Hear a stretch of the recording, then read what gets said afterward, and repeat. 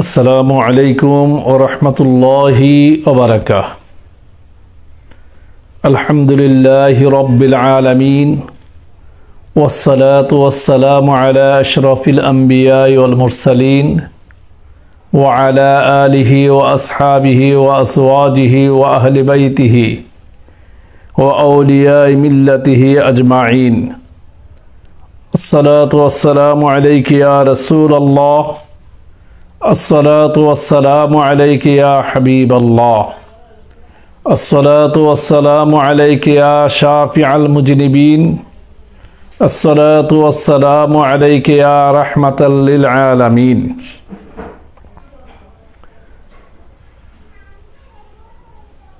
প্রিয় ইমানদার ভাই ও বোনেরা, দেশ এবং প্রবাস থেকে যারা এই মুহূর্তে আজকের এই লাইভের মাধ্যমে আমার সাথে সংযুক্ত হচ্ছেন, তাদের সবাইকে আমি আমার আন্তরিক মোবারকবাদ জানাচ্ছি। প্রথমে আমরা সূরা ফাতাহ এর প্রথম দুইটি আয়াত পাঠ করব। বিসমিল্লাহির রহমানির রহিম। ইন্না ফাতাহনা লাকা ফাতহাম মুবিনা ليغفر لك الله ما تقدم من ذنبك وما تأخر ويتم نعمته عليك ويهديك صراطا مستقيما صدق الله مولانا العظيم। আমি পূর্ব কোনো ঘোষণা না দিয়েই এখন বেশিরভাগ লাইভগুলো করার চেষ্টা করতেছি। আর আমি যে লাইভগুলো করি সেগুলো বিশেষ কারণে অনেকটা আমার ঈমানি দায়বদ্ধতার কারণে। আমার এখানে প্রথমত আগেই জানাইছি, আপনারা সবাই জানেন যেন আমার এখানে বন্যা, শুধু আমার ঘরটুকু বাকি আর চতুর্দিকেই বন্যা। আপনারা লাইভের আওয়াজে হয়তো বৃষ্টির আওয়াজ শুনতে পাবেন, ওয়েদার ভালো না, এখনো বৃষ্টি হচ্ছে। আমার প্রায় মাদ্রাসার প্রজেক্টের এখানে প্রায় 5 লক্ষ টাকার গাছ গাছালি বিভিন্নভাবে নষ্ট হয়ে গেছে, যেগুলো আমি মাদ্রাসার উন্নয়নের কাজের জন্য করতে চেয়েছিলাম, সেগুলো নষ্ট হয়ে গেছে। তো তারপরও এত পেরেশানি, একদিকে বন্যা, অপরদিকে আমার এই যে বিশাল অর্থনৈতিক ক্ষতি, এরপরে স্বাস্থ্যগতভাবে আমি সুস্থ না। তো এত কিছুর ভিতরেও আমি লাইভে আসতেছি। কেন আসতেছি সেটা অনেকটা ঈমানি দায়বদ্ধতার কারণে, কেননা এছাড়া আমার কোনো উপায় নাই। গতকালকে আমাকে ভৈরব থেকে মেশকাত রাজা ফোনে বলেছিল যেন আঙ্কেল আপনি নাকি আর লাইভে আসবেন না, কিন্তু একের পর এক আপনি লাইভে আসতেছেন। আমার যে ডাক্তার সেও আমাকে বারবার বলতেছে যেন আপনার তো হার্টের চাপ পড়তেছে, আপনি এগুলো না করলেও হয়। এখন যতক্ষণ পর্যন্ত জীবিত আছি, হায়াত আছে, বেঁচে আছি, ততক্ষণ পর্যন্ত ঈমানি দায়বদ্ধতাকে কোনোভাবেই এড়িয়ে যাওয়া সম্ভব না। তো ঈমানি দায়বদ্ধতা এই জন্যেই, যেহেতু আমি নিজেকে সুন্নি দাবি করি, আকীদায়ে আহলে সুন্নাত ওয়াল জামাতের অনুসারী দাবি করি। আমার জীবনের চাইতে আমার ঈমানের মূল্য বেশি। আমি সারা জীবনেই, সারা জীবন বলতে আমার বিগত জীবন খুব কষ্টে আমি এই পর্যন্ত এসেছি। জি, বৃষ্টি হচ্ছে, আমি আগেই বলেছি যেন আমার এখানে ওয়েদার ভালো না, একদিকে বন্যা, অপরদিকে বৃষ্টি, পানি অনবরত বৃদ্ধি পাচ্ছে, হয়তো আর আধা হাত বাড়লে আমার ঘরের ভিতরে উঠে যাওয়ার সম্ভাবনা আছে। তো এমত অবস্থাতেও আমি শুধু আমার ঈমানি দায়বদ্ধতার কারণে কথাগুলো বলতে হচ্ছে। আর এখন কথাগুলো না বললে হয়তো আমি পরবর্তীতে আর বলার সুযোগ পাবো কিনা সেটাও আমি জানি না। আজকের যে লাইভটা আমি দিচ্ছি সেখানে ক্যাপশনে আমি যেটা লিখেছি সেটা হলো শিয়াবাদের উত্থান এবং সুন্নি আকাবিরদের ব্যর্থতা। আসলে আমি কখনোই নরম ভাষায় কথা বলতে পারি না, এটা আমার সবচেয়ে বড় বদনসিব এবং বদখাসিয়ত বলতে পারেন। অন্ততপক্ষে ঈমানি বিষয়গুলোতে আমি নরম ভাষায় কথা বলতে পারি না, এই শিক্ষাটা আমি পাই নাই। এই যে এখন শিয়ারা আমাদের মধ্যে বিচরণ করতেছে, আজ থেকে 5-7 বছর আগে কেউ কি জানতেন যেন তারা শিয়া? তাদেরকে এ দেশের মানুষ সুন্নি হিসাবেই জানত। তারা একেবারেই পিওর সুন্নি, মিলাদ কিয়াম করে, ঈদে মিলাদুন্নবী পালন করে, নবীজিকে নূর মানে, নবীজির ইলমে গায়েব স্বীকার করে, হাজির নাজির মানে, মাজারে যায়, হ্যাঁ, পীর অলি বিশ্বাস করে, তারপরে আপনার মাজার জিয়ারত করে, উরুস মাহফিল করে। তো এগুলো তো সুন্নিদের কাজ, এগুলো সুন্নিদের কাজ। তো যাদেরকে আজকে আমরা শিয়া হিসাবে প্রমাণ করতেছি, আজ থেকে এখনো তারা এগুলোই করতেছে, এগুলো এখনো তারা আমাদের সাথে মিশে করতেছে। আমরা যেমন ওহাবিদেরকে পছন্দ করি না, তারাও ওহাবিদেরকে পছন্দ করে না। আমরা যেমন জামাত ইসলামকে পছন্দ করি না, তারাও জামাত ইসলামকে পছন্দ করে না। আমরা যেমন সালাফিদেরকে পছন্দ করি না, তারাও সালাফিদেরকে পছন্দ করে না। তো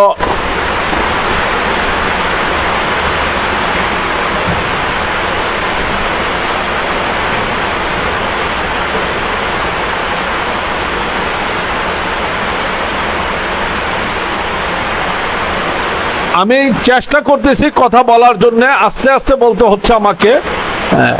তো এই সব কাজগুলো তারা করে, তাহলে তারা আমাদের মতোই সুন্নি, একেবারে পিওর সুন্নি। এই জন্যে আমি যখন 2017 সালে তাদের নামকরণ করেছিলাম, তখন তাদেরকে আমি ডাইরেক্ট শিয়া বলি নাই, তাদেরকে বলেছিলাম সুন্নি রূপী শিয়া। সুন্নি রূপী শিয়া। শিয়াদের একটি খাসিয়ত হলো শিয়ারা সাদি, এটা পাউজ দাও, পাউজ দাও।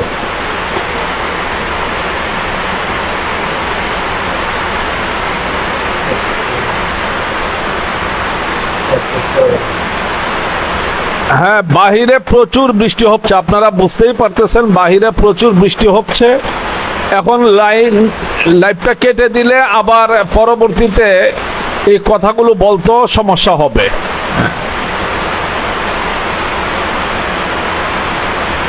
তো এখন আমি তাদেরকে নাম দিয়েছিলাম সুন্নি রূপী শিয়া।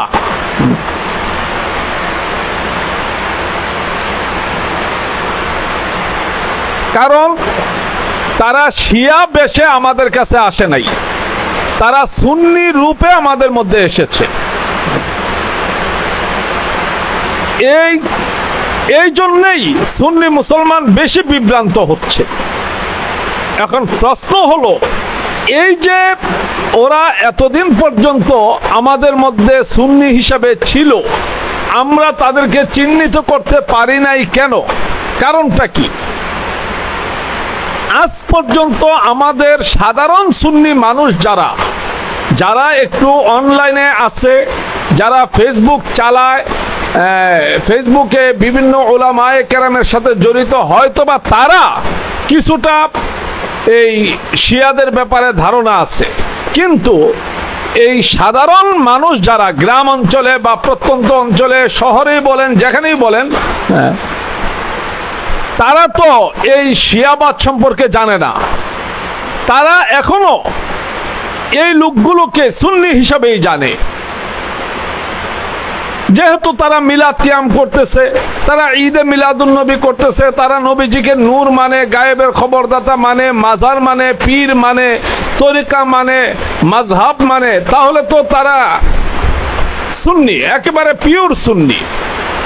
এখন সাধারণ মানুষকে এই শিয়াবাদের কবল থেকে বাঁচানোর উপায়টা কি, সিস্টেম কি, পলিসি কি? আমাদের আকাবিরদের মধ্যে একমাত্র আল্লামা হাফেজ এম এ জলিল রহমতুল্লাহ আলাই ব্যতীত আর কেউ অতীতে শিয়াবাদের ব্যাপারে সুস্পষ্টভাবে মুখ খুলেন নাই। আল্লামা হাফেজ এম এ জলিল রহমতুল্লাহ আলাই তিনি শিয়া পরিচিতি নামক একটা পুস্তিকা লিখেছেন, তাও এটা ব্যাপক না, এটা ব্যাপক না। আপনারা যারা আছেন, মুফতি মাসুম বিল্লাহ বাগদাদি সাহেব সহ আপনারা সবাই সম্মানিত উলামায়ে কেরাম, আমি আপনাদের ছাত্র হওয়ার যোগ্য না, কিন্তু ওই ময়দানের একজন যোদ্ধা হিসাবে আমি কথাগুলো বলি। ময়দানের একজন সাধারণ সৈনিক হিসাবে আমি আপনাদেরকে আমাদের যে কষ্ট সেইগুলো আপনাদের সাথে আমি শেয়ার করি। এই বিষয়গুলো আপনাদের নলেজে থাকলে জাতি উপকৃত হবে বলে আমি আশা করি।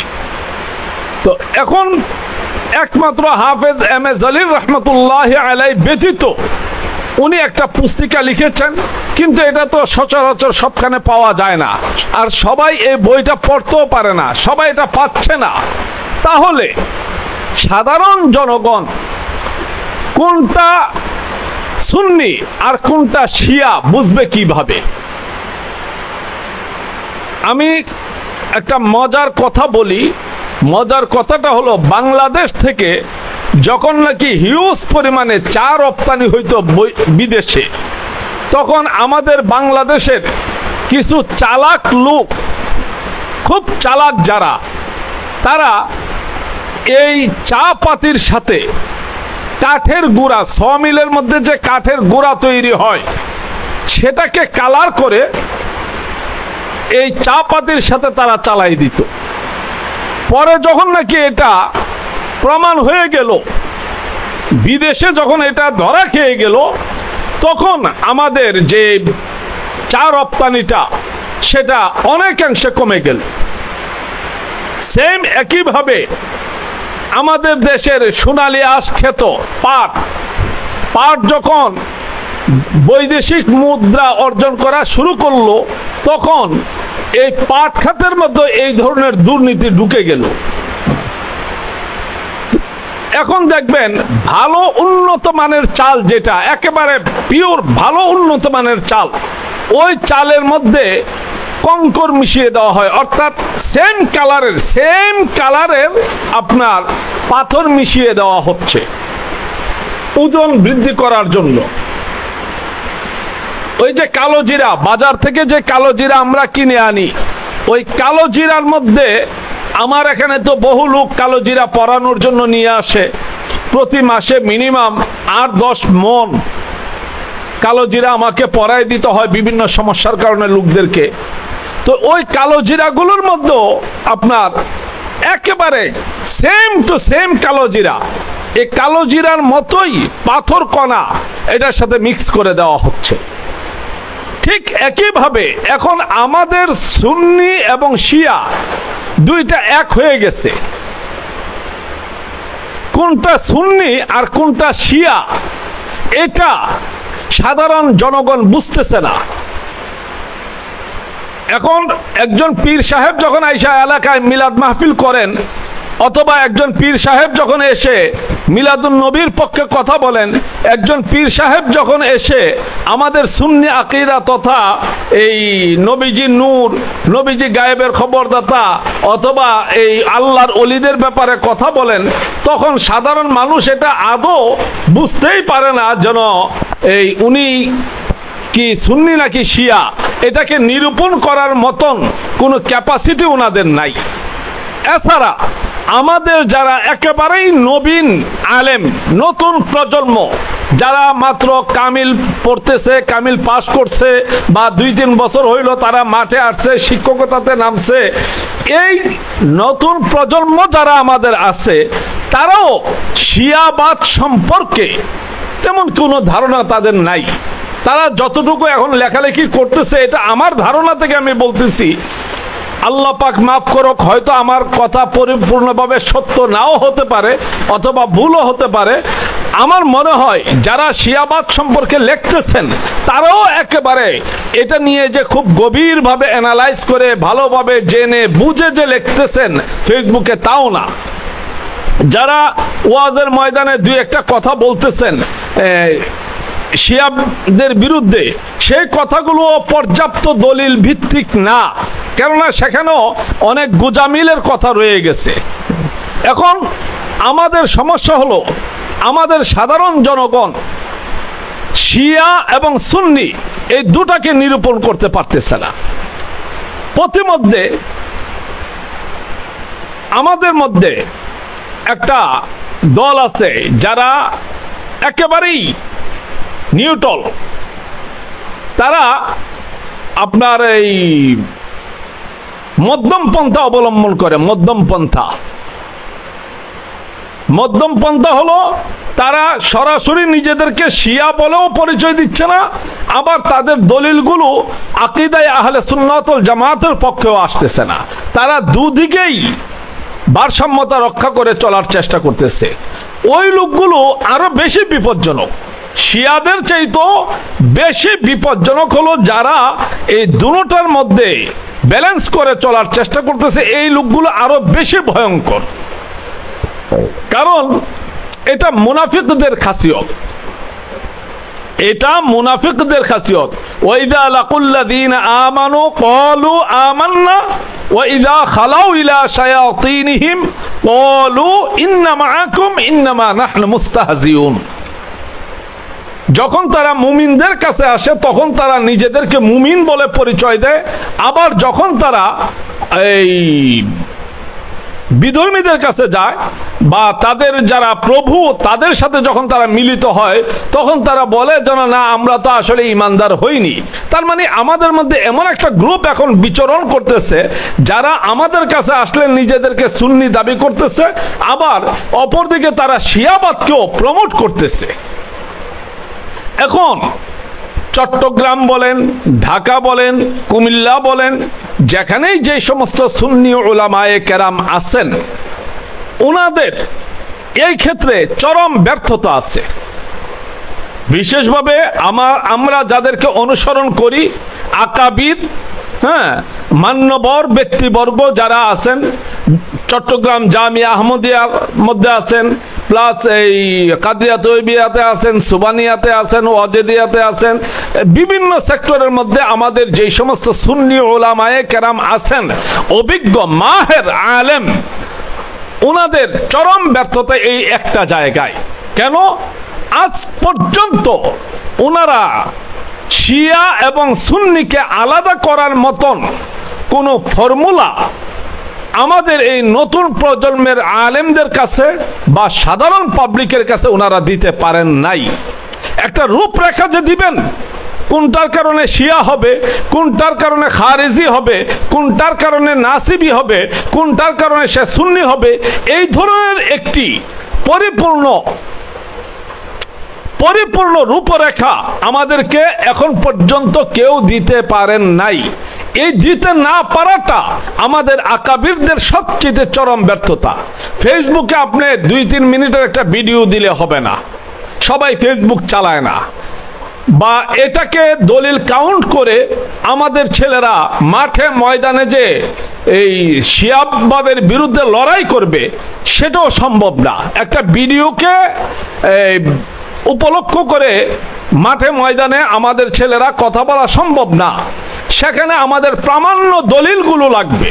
তো এখন পর্যন্ত আমাদের সুন্নি উলামায়ে কেরাম, সুন্নি আকাবির যারা আছেন তারা এটা দিতে পারেন নাই। এটা হলো আমাদের সুন্নি আকাবিরদের 1 নম্বর ব্যর্থতা।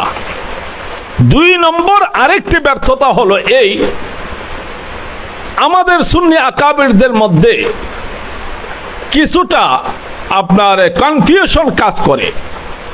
কনফিউশন মানে হলো সন্দেহ প্রবণতা। ওনাদের নিজেদের যে সেলফ কনফিডেন্স অর্থাৎ আত্মবিশ্বাস সেটা ওনাদের নাই বিধায় ওনারা এই শিয়া আকীদার বিরুদ্ধে, আপনি ওয়াহাবিবাদের বিরুদ্ধে যদি কথা বলতে পারেন, আপনি লা মাযহাবিদের বিরুদ্ধে যদি কথা বলতে পারেন, 72 বাতিল আকীদা সবগুলোই তো গুমরাহ, সবগুলোই তো বাতিল। তো আপনি শুধু ওয়াহাবিবাদের বিরুদ্ধে বলবেন, আপনি শুধু লা মাযহাবিদের বিরুদ্ধে বলবেন, আপনি শিয়াবাদের বিরুদ্ধে কেন বলবেন না? এটা আপনাদের জানা উচিত। ইসলামের মধ্যে সর্বপ্রথম বাতিল ফেরকা হলো এই শিয়াবাদ। ইসলামের মধ্যে সর্বপ্রথম, খারিজি না, শিয়াবাদ। এটা মনে রাখেন। কেউ যদি একজন আমাকে এর আগে প্রশ্ন করেছেন যেন হুজুর খারিজি না, ইসলামের মধ্যে সর্বপ্রথম বাতিল ফেরকার নাম হলো শিয়াবাদ। আজকে একটা বিষয় আমি আপনাদেরকে ক্লিয়ার করি। হযরতে সাইয়্যিদুনা উসমান যুন নূরাইন রাদিয়াল্লাহু তাআলা আনহুকে যারা শহীদ করেছিল, বিদ্রোহী গ্রুপ,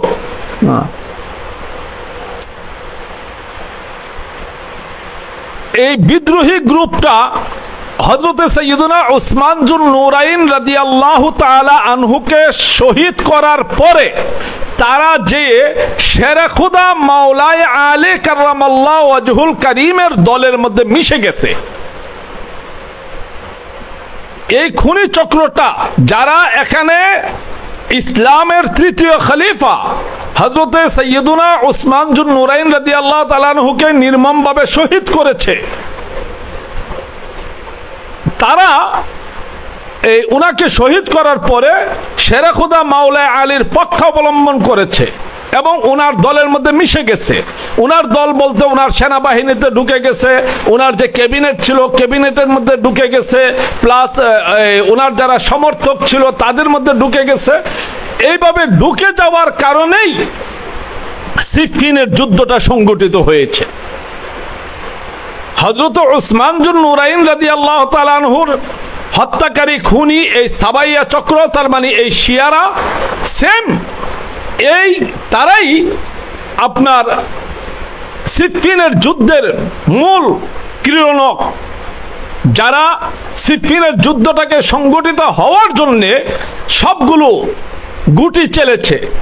এবং আম্মাজান হযরত আয়েশা সিদ্দিকা রাদিয়াল্লাহু তাআলা আনহার সাথে মাওলায়ে আলীর যে উষ্টের যুদ্ধ জঙ্গে জামাল হয়েছিল, সেখানেরও মূল কারিগর ছিল এই শিয়ারা।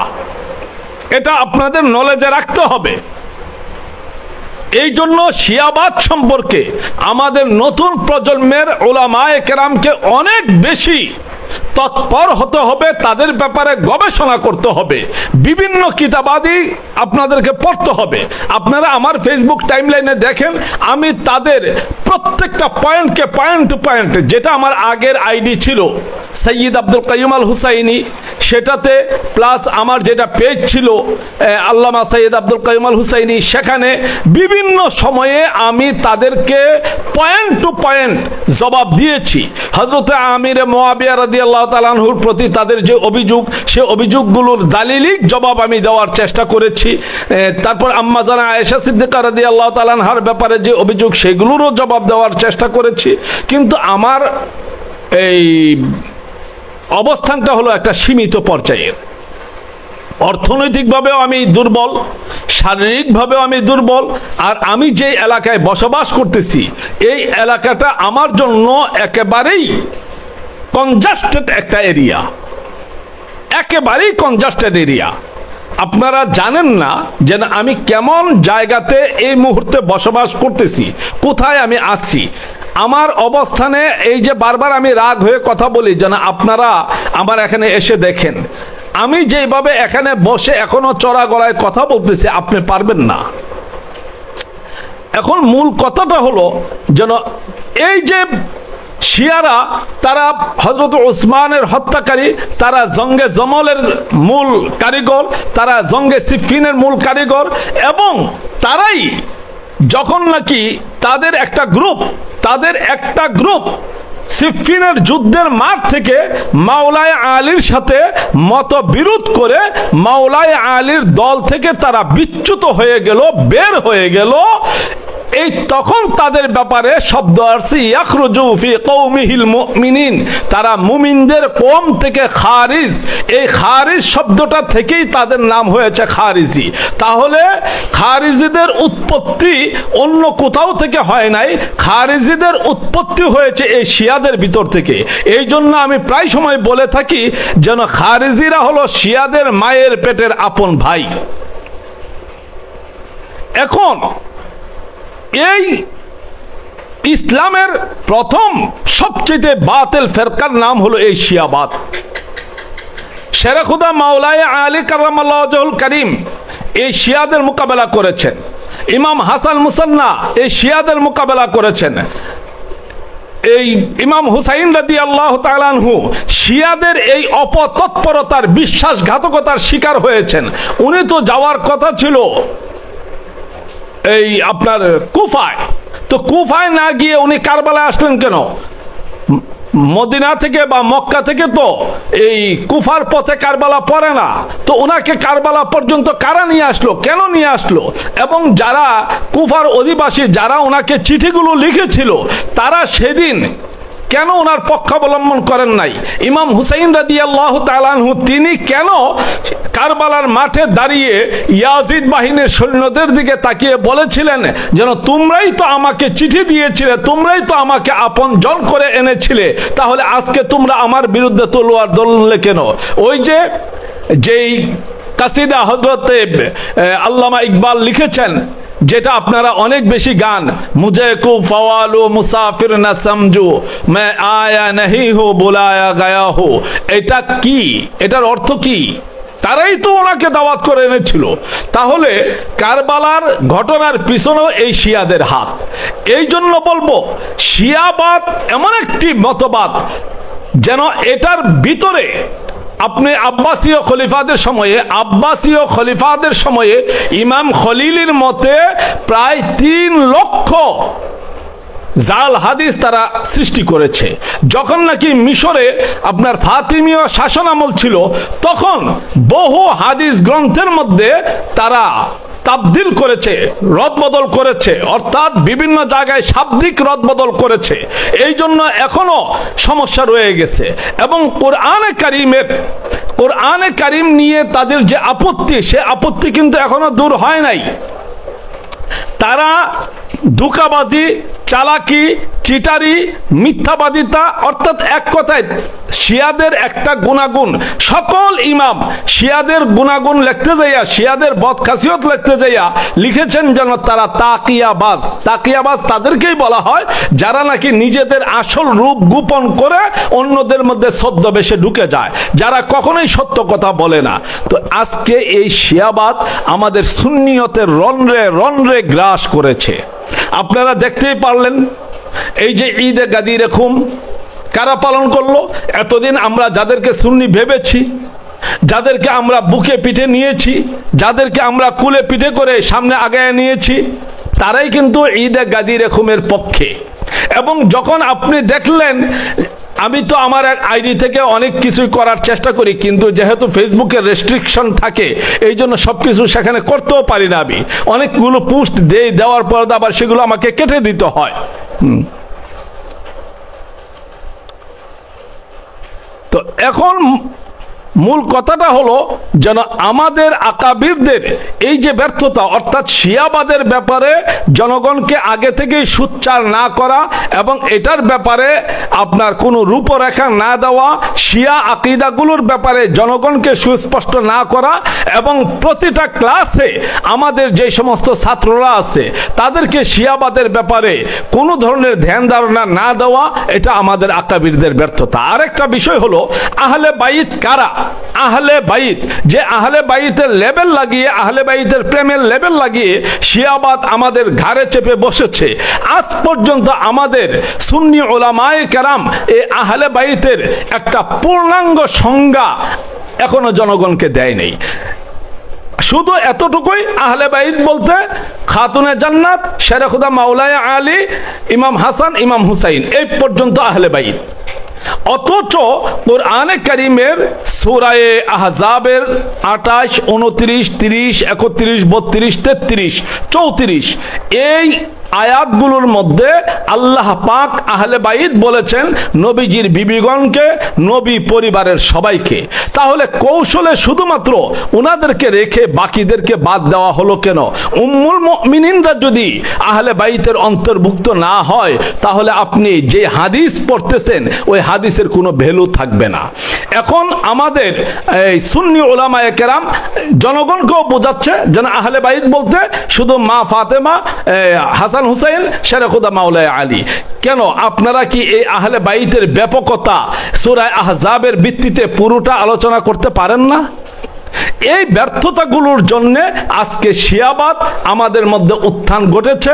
যদি এই শিয়াবাদের ভাইরাস থেকে সুন্নিয়তকে, সুন্নি জনগণকে বাঁচাইতে হয়, তাহলে আমাদের উলামায়ে কেরামকে এই শিয়াবাদের পুঙ্খানুপুঙ্খ অবস্থানগুলো তুলে ধরতে হবে এবং আহলে বাইতের পুরো বিষয়গুলো জনগণের সামনে উন্মোচিত করতে হবে। তাহলে আশা করা যায় যেন অন্তত পক্ষে শিয়াবাদের যে ভাইরাস আমাদের মধ্যে এই মুহূর্তে আমাদেরকে গ্রাস করতেছে, সেটা থেকে কিছুটা হলো আমাদের ভবিষ্যৎ প্রজন্ম কিছুটা হলো নিস্তার পাবে। অন্তত পক্ষে আমাদের ছেলেরা আর বদ আকীদার দিকে যাবে না। আজকে যেহেতু আমি অনেকক্ষণ কথা বলে ফেলেছি, আর দীর্ঘক্ষণ লাইভ দিলে এটা আপনারা দেখতে চান না।